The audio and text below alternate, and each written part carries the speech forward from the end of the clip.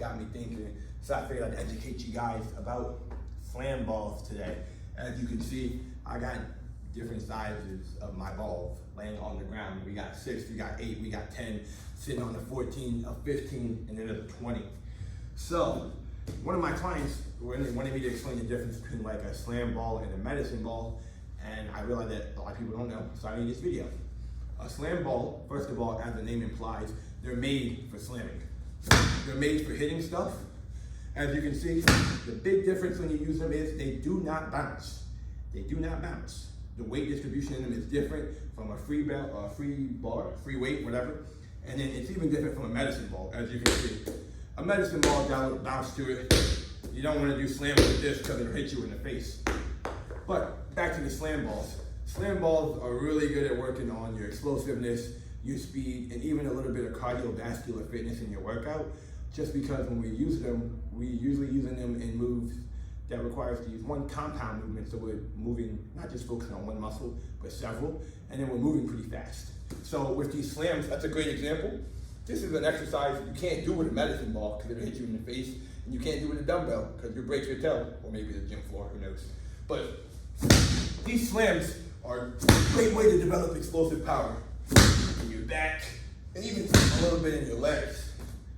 And this is a movement you can't emulate with anything else. So this is why slam balls are great. I'm not sure if you guys can hear, but the weight distribution, even in the slam ball, is different.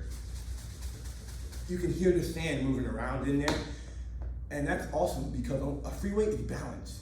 That's the one caveat about the gym. All the weights are balanced. So the carryover isn't as reflective when you're lifting real life objects where the weight isn't balanced.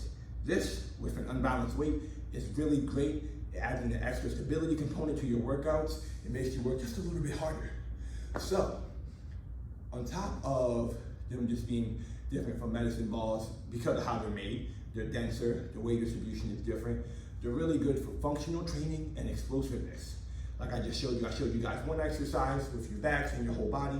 Another exercise, I'm not even sure what you would call it, some kind of a leg curl or legs to the side. But you just hold the ball between your legs, and I'd like you to show me somebody doing this with a dumbbell, and then you just twist side to side. Just get each leg or each knee on the side. Keep your lower or your upper back on the ground, and this is a great core exercise. So this is another example of how a slam ball can be used, that you can't use something else. You can throw the ball in the air. The incentive here is to catch it so it doesn't hit you. That's a really good incentive. Or you can just like kind of level up your chin ups, hold the ball, it's 15 pounds, and just reach up. Another thing that I like slam balls for that you can't necessarily use free weight for, or even a medicine ball, is they're great for partner workouts, but they're good for throwing. There's a certain type of throwing that you can't really emulate with a dumbbell that you can with a slam ball without causing damage. Like this movement right here, just is pushing from your back. We can't really do this movement, we can, but you don't get the explosiveness that you can work your back like you would with like a medicine ball or a slam ball, excuse me. So that's another good use of the slam ball. Another one that I like, overhead lunges. Holding this weight overhead and then lunging down.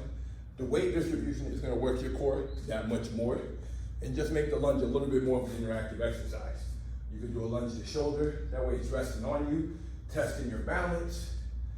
There are so many different things you can do with a slam ball that you can't do with a medicine ball or a free weight.